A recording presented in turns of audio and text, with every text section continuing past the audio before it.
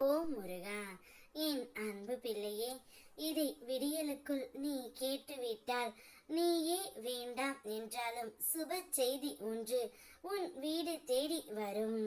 உன்னை யாரோ தவிர்த்து தூக்கி எறிந்த தருணங்களில் நீ உள்ளுக்குள் அழுதாலும் முகத்தில் சிரிப்பை மட்டும் வைத்திருக்கின்றாய் என்பதை நான் அறிவேன். அந்த சிரிப்பு உன் வலியை மறக்க அல்ல, உன் மனதின் வலிமையை வெளிப்படுத்தும் சின்னமாகும். யாரும் உன்னை ஏற்றுக்கொள்ளாமல் தள்ளினாலும் நான் உன்னை ஒருபோதும் தள்ளுவது இல்லை பிள்ளையே. உன்னை ஒரு தூண் போல உறுதியாக தாங்கி நான் நிற்கின்றேன். நீ விழுந்தாலும் உன்னை தூக்கி நிறுத்துவேன். உன் பாதையில் கல்லாக வந்த இடர்களை அசைக்க முடியாத அடிப்படையாக நான் மாற்றுவேன். உன் பாதையில் நிச்சயம் எத்தனை முள் வந்தாலும் அந்த அனைத்து முள்களையும் தாங்கும் சக்தியை உனக்கு நான் கொடுப்பேன். வாழ்க்கை உன்னை எத்தனை முறை சோதித்தாலும் உன்னை உயர்த்தும் என் அருள் ஒருபோதும் குறையாது. பிறர் உன்னை தள்ளிய இடத்தில்தான் நான் உன்னை மேடையில் நிறுத்தி உலகமே உன்னை கண்டு வியக்கும் அளவிற்கு உயர்த்துவேன்.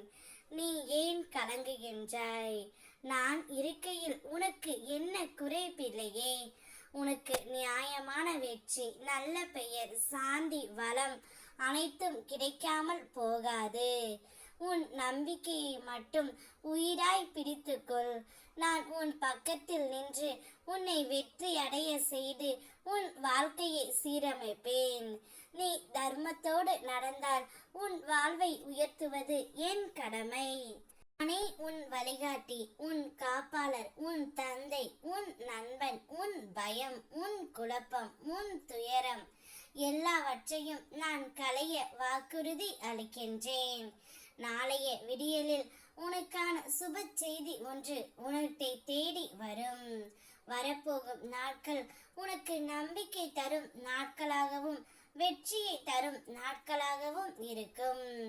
என் மேல் நம்பிக்கை வைத்து உறுதியாய் நடந்தால் உன் வாழ்க்கையின் ஒவ்வொரு பகுதியும் நான் ஆசீர்வத்த பாதையில் நிச்சயம் நகரும். இன்று நீ எதிர்கொள்கின்ற துயரத்தை மற்றவர் அறியாமல் போகலாம், ஆனால் நான் என்றும் அறிவேன்.